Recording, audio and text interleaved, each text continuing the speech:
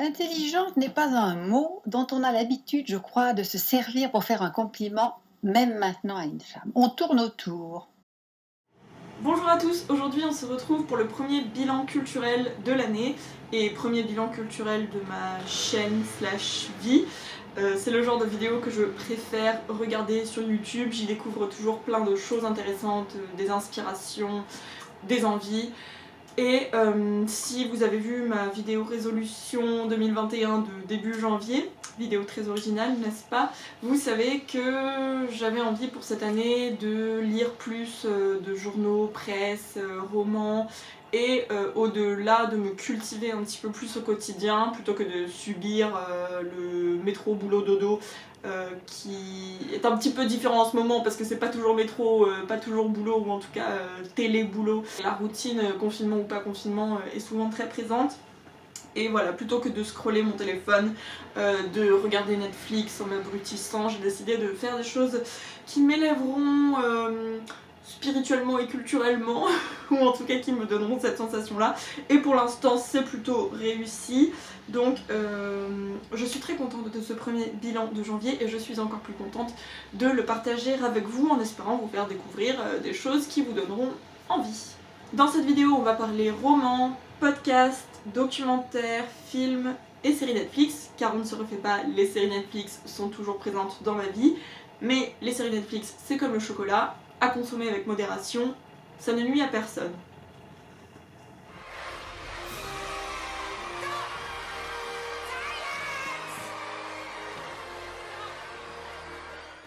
La première œuvre dont je vais vous parler, c'est ce roman-ci, écrit par Hunter Thompson.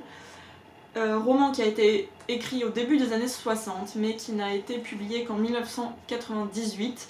Et pourquoi, mesdames et messieurs? Nous devons sa publication à Johnny Depp, le grand, le seul et l'unique Johnny Depp, qui était un ami d'Hunter Thompson, ou en tout cas qui travaillait avec Hunter Thompson, et qui en 1997 s'est rendu chez lui pour la préparation du film Las Vegas Parano, qui est adapté d'un roman plus connu de Hunter Thompson, Fear and Loathing in Las Vegas. Et Johnny Depp, selon la légende, serait tombé sur le manuscrit du livre dans un tiroir d'Hunter Thompson. Genre le mec se permet de fouiller quand il est en visite chez son pote, ça ne surprend personne. En tout cas, bon, c'était peut-être une bonne chose puisque ce livre valait le coup, selon Johnny Depp, et je suis plutôt d'accord, valait le coup d'être publié. Donc c'est ce qui a été fait en 1998 et ensuite ce livre a été lui-même adapté en film qui en anglais s'appelle The Rum Diary et c'est Johnny Depp qui interprète à nouveau le rôle du personnage principal et du narrateur Paul Kemp qui lui-même serait un avatar de Hunter Thompson, puisque c'est un roman qui est une forme particulière de journalisme.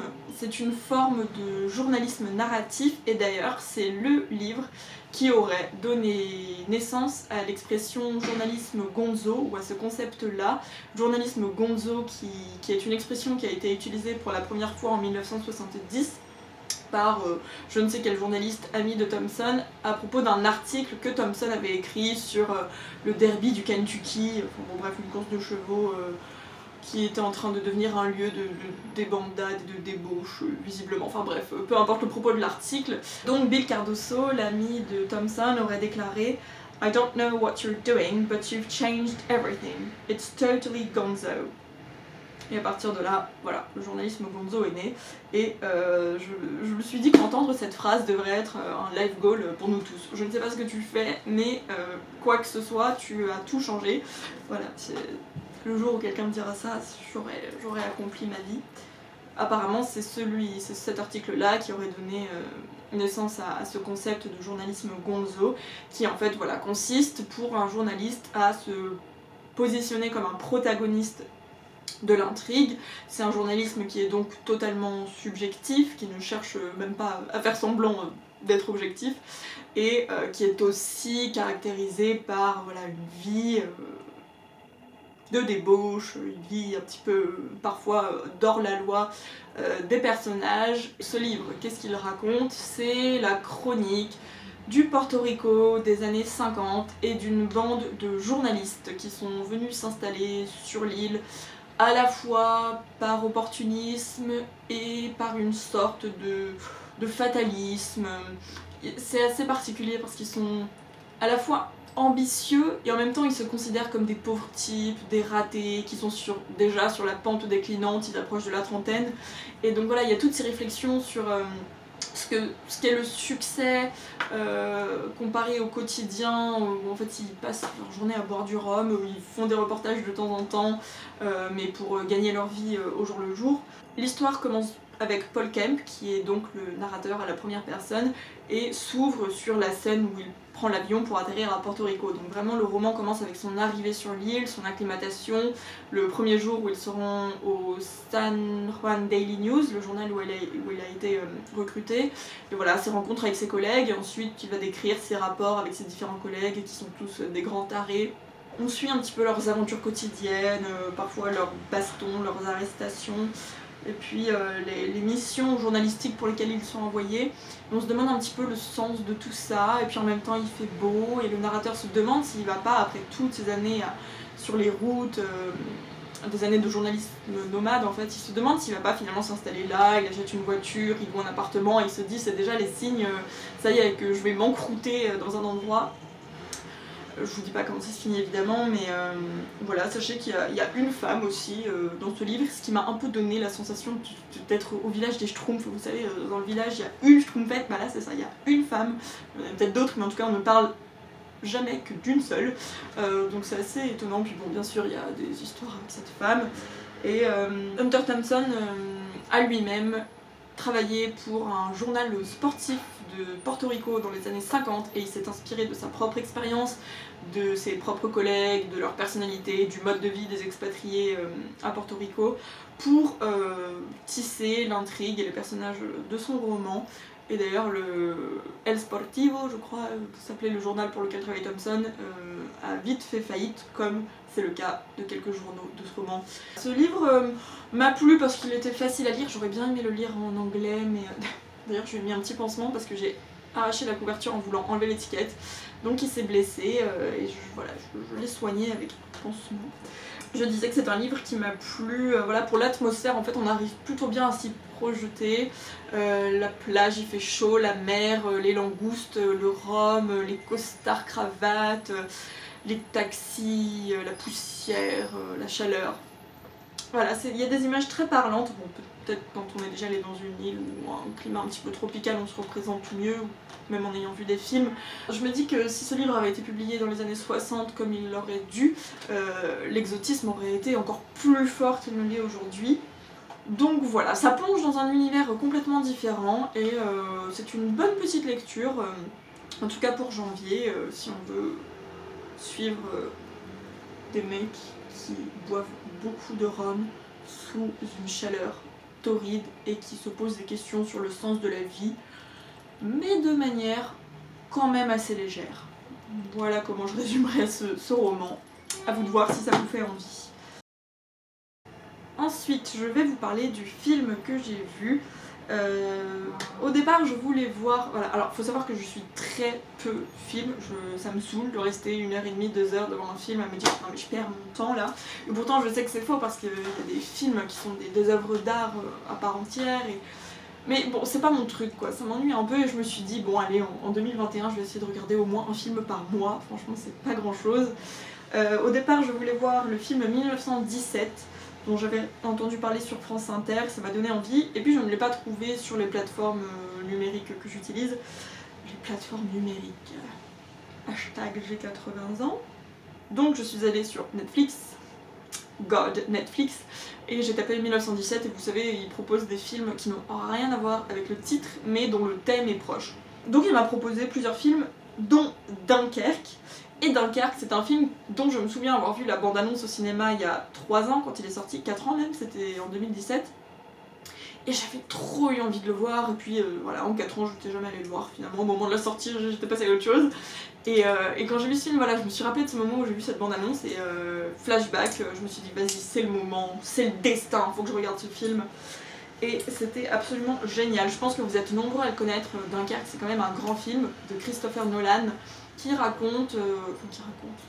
qui met en scène l'opération Dynamo, qui a été l'opération d'évacuation des soldats britanniques après la bataille de Dunkerque, pendant la Seconde Guerre mondiale.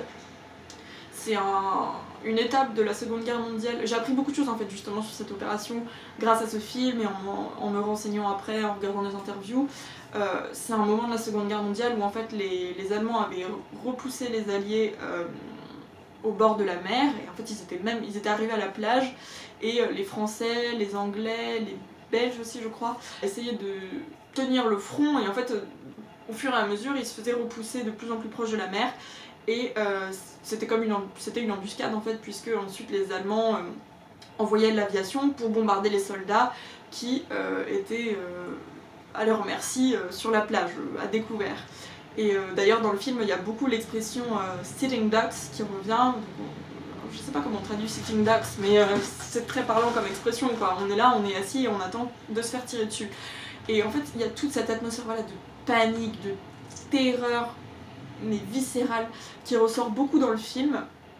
Et j'ai appris d'ailleurs en regardant des interviews que le film a été tourné quasi entièrement même en extérieur, et qu'en fait les explosions étaient des vraies explosions. Alors j'imagine que c'était pas des bombes létales évidemment, mais ils ont recréé vraiment un décor qui faisait extrêmement réel, et ils ont pris aussi des acteurs qui ont l'âge qu'auraient eu les soldats à ce moment-là, et ça aussi j'ai trouvé ça assez frappant. Ils ont pas pris des soldats, enfin des acteurs plus âgés en essayant de les maquiller pour les rendre plus jeunes.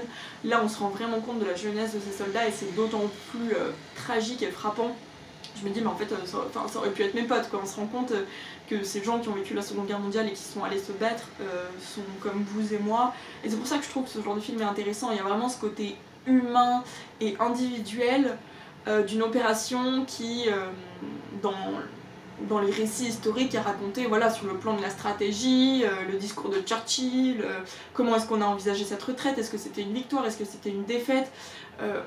Il y a tout ce questionnement là aussi qui est très intéressant sur cette opération, j'ai trouvé. Et les scènes d'aviation sont absolument magistrales, j'ai trouvé ça magnifique, et les pilotes ont un rôle qui m'a beaucoup plu, notamment le pilote leader. À la fin c'est horrible bref, je spoil pas, mais c'est très beau en fait. On se rend compte aussi en suivant d'un côté ces pilotes qui traversent la Manche, les pilotes britanniques en fait qui vont pour sauver les soldats britanniques restés sur place, oui, restés sur le continent. Il y a aussi une opération civile qui est extrêmement touchante, dont je ne savais rien non plus. Je vous laisserai découvrir, mais voilà, il y a eu une traversée de petits bateaux, les gros navires aussi, enfin bon bref, il y avait énormément de monde en train de se mobiliser pour aller sauver ces soldats, et on suit à chaque fois un petit moment de la vie d'une personne qui est prise dans cette guerre, et en fait on se dit mais tout le monde est là à un moment T pour accomplir son rôle dans cette espèce de grand schéma. Ils sont tous là pour la même raison, ils n'ont pas décidé d'être là, mais en fait soit ils essaient d'aller sauver quelqu'un, soit ils essaient de survivre tout simplement. Et en fait voilà, c'est de voir que cette seconde là où je vous parle, c'est la même seconde, le même laps de temps qu'a vécu un soldat qui était en train de se battre pour sa vie. Et d'ailleurs en ce moment même, hein, la seconde où je parle, c'est exactement ce qui est en train de se passer dans d'autres régions du monde. Enfin bon bref, c'est un film voilà, qui projette encore une fois dans l'univers de cette guerre et de la tension, de la terreur que pouvaient ressentir ces soldats. Et je ne peux que vous encourager, si vous regardez ce film, voilà, à regarder des interviews, vous renseigner sur cette opération, parce que c'est une manière hyper, j'allais dire ludique, c'est horrible comme terme pour parler d'un film aussi tragique. Mais voilà, c'est une manière autre que scolaire de s'intéresser à l'histoire. Donc je remercie les réalisateurs comme Christopher Nolan de faire des films qui permettent à tout le monde de s'intéresser à ces sujets-là. Dernière petite anecdote, dans ce film, il y avait un acteur que je trouvais très bon. Il apparaît pas tout de suite, donc on le rencontre assez tard dans le film. Je me disais, mais il me dit quelque chose, mais dans quel autre film est-ce que j'ai vu cet acteur? Et en fait, sachez qu'il s'agit d'Harry Styles. Et je crois que c'est le seul film dans lequel il a joué, donc c'est pas dans un autre film que je l'avais vu, mais c'est l'ex-chanteur des One Direction qui se retrouve dans un costume de soldat de la Seconde Guerre mondiale. Donc effectivement, le rapprochement était pas immédiat dans ma tête, mais je l'ai trouvé excellent comme acteur, et bon, beaucoup plus mature que l'image que j'en avais gardée. Je sais qu'il a beaucoup évolué, hein, mais c'était un plaisir de le voir dans ce film-là, et toujours très beau. Hein. Et puis il y a Cillian Murphy aussi dans le film, ce qui ne gâche rien, même s'il a un rôle pas des plus glorieux, c'est quand même agréable de le voir. Ensuite, pour continuer dans l'audiovisuel, je vais vous parler d'un documentaire que j'ai vu sur Arte qui s'appelle La dénazification Mission Impossible. C'est un documentaire qui dure 52 minutes et qui appartient à la série Les coulisses de l'histoire.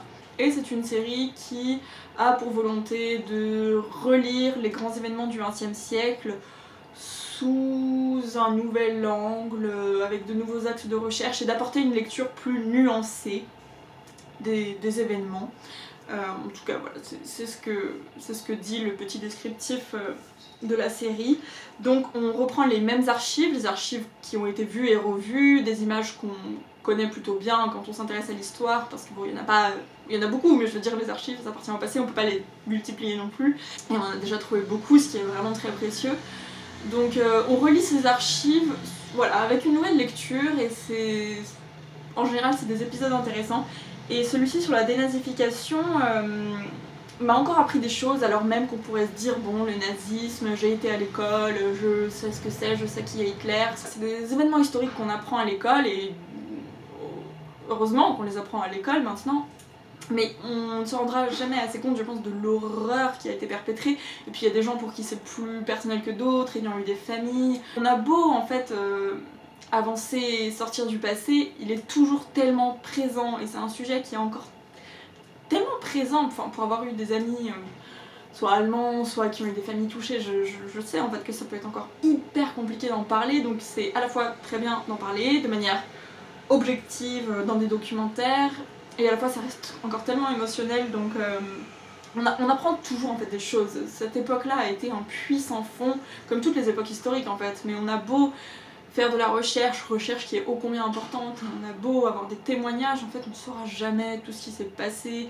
Et bon, ça aussi ça pose la question de qu'est-ce que l'histoire, et comment est-ce qu'on peut faire de l'histoire une science, même si elle est humaine. Bon, c'est voilà, des questions d'historiographie hyper compliquées, mais ces documentaires-là, ça permet aussi, voilà, c'est destiné au grand public, ou en tout cas un public qui s'intéresse plus ou moins à l'histoire.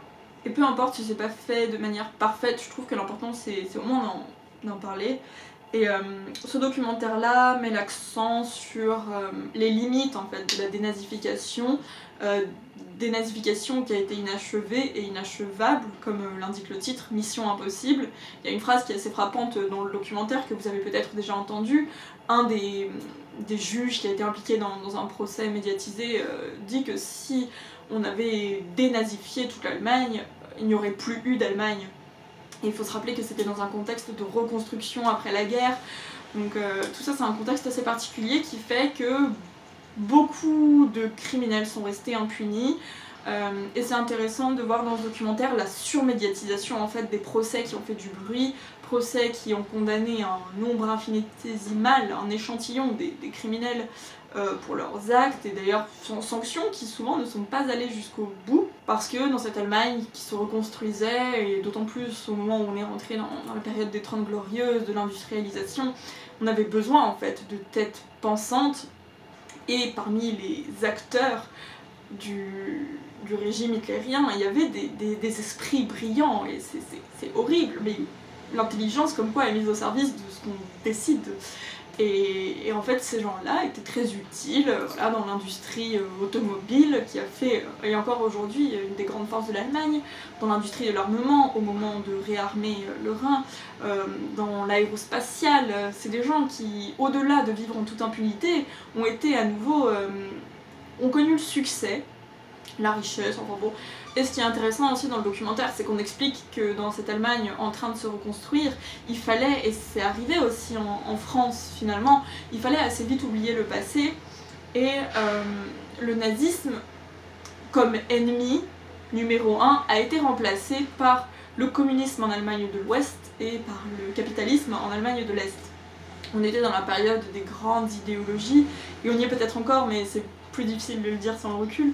À partir du moment où l'Allemagne a été divisée, la dénazification s'est poursuivie, d'un côté à l'ouest et d'un côté à l'est de manière différente, puisque les tribunaux étaient différents, les régimes en charge de juger les criminels étaient différents, les idéologies étaient différentes, et donc la manière de traiter les criminels et de punir le passé a été différente. Et en fait, ce qui explique le documentaire, c'est qu'au moment de la chute du mur, quand les deux Allemagnes se sont retrouvées, les deux Allemagnes, encore une fois c'est un peu schématique, et c'est des expressions toutes faites, je sais pas si les Allemands eux-mêmes considèrent qu'il y a eu deux Allemagnes.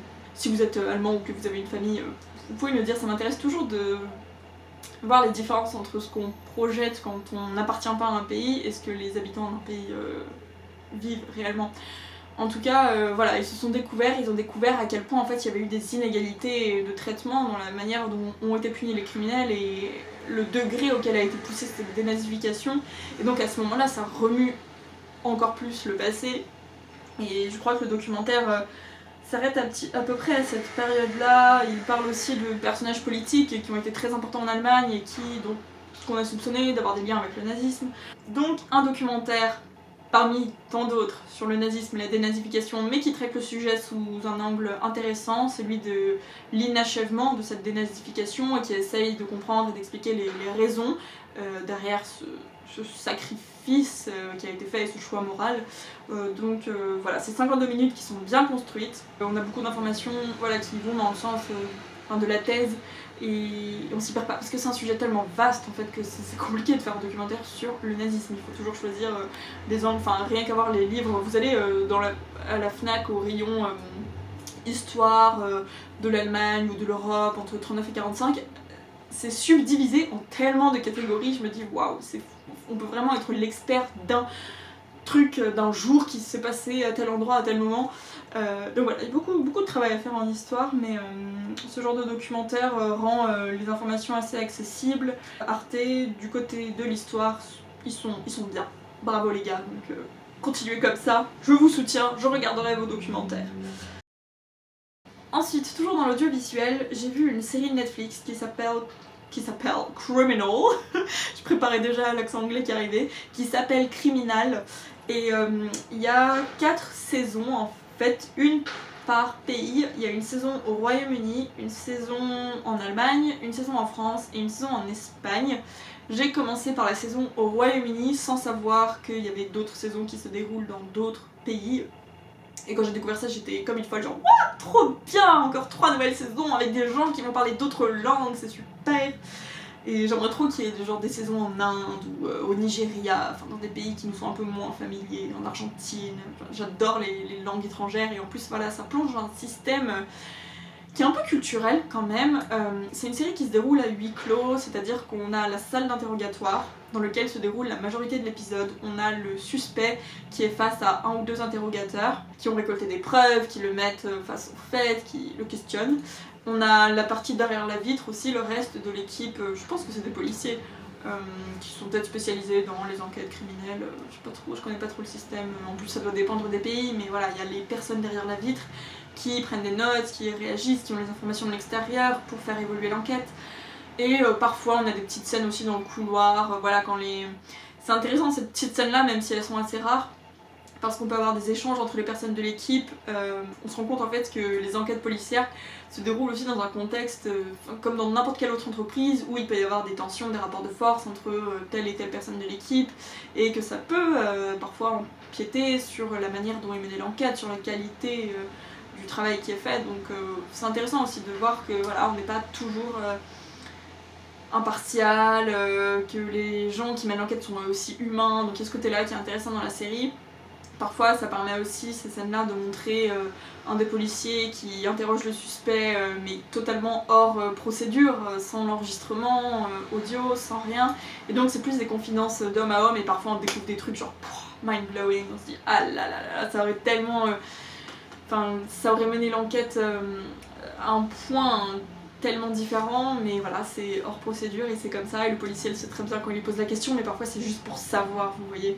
Donc c'est une série qui est hyper humaine et c'est assez intime en fait, c'est quelqu'un qui raconte son histoire, ou qui ne le raconte pas, mais qui a des réactions corporelles, il y a des plans qui sont très bien filmés aussi sur des détails, des échanges de regards, un mouvement de recul, c'est fait exprès, mais c'est vrai que c'est hyper prenant quoi, même sans être un expert du langage non corporel, on comprend ce que l'on veut nous dire et ouais, c'est trop fort, j'adore. Il y a même des petits plans un peu comiques parfois, mais c'est subtil quoi.